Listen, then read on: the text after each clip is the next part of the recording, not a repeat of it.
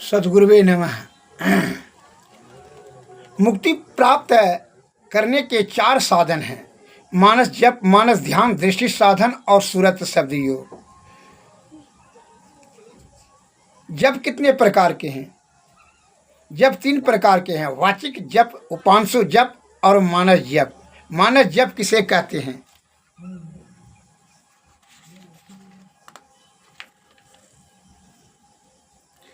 किसी भी मंत्र को मन ही मन जपने की प्रक्रिया मानस जप कहलाता है। इस जप के बीच में ओष्ठ और जिह्वा को हिलाना नहीं पड़ता है।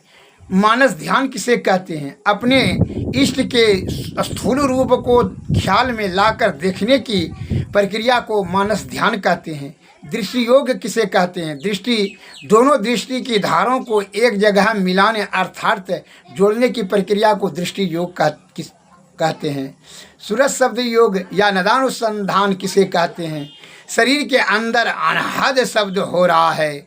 उन अनहद शब्दों में एक आदि शब्द है जिसको सार शब्द, सतनाम, राम नाम, प्रणव ध्वनि, ओम, अस्फोट, उद्गीत भी कहते हैं। इसी सार शब्द को पकड़ने की प्रक्रिया को सूरत शब्द योग या नदानुसंधान कहते हैं।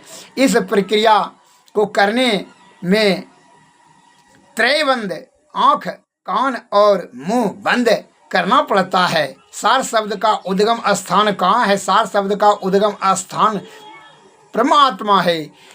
बिंदु किसे कहते हैं? जिस चिन्ह को बिंदु कहते हैं, जिस चिन्ह में लंबाई, चौड़ाई, मोटाई कुछ भी ना हो, यह बिंदु बाहर में नहीं अपने अंदर में दृष्टि योग की प्रक्रिया करने पर दिखाई पड़ता है।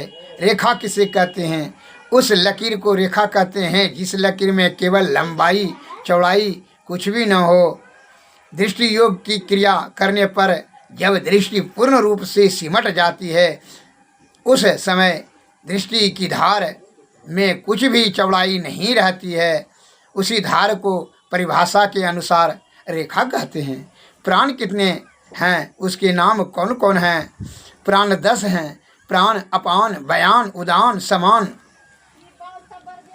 नाग, कुर्म, कुकर, देवदत्त और धनंजय। इसमें प्राण, अपान, बयान, उदान और समान मुख्य हैं और इन्हीं को पंच प्राण भी कहते हैं। त्रिपुटी किसे कहते हैं? कैवल्य मंडल को त्रिपुटी कहते हैं।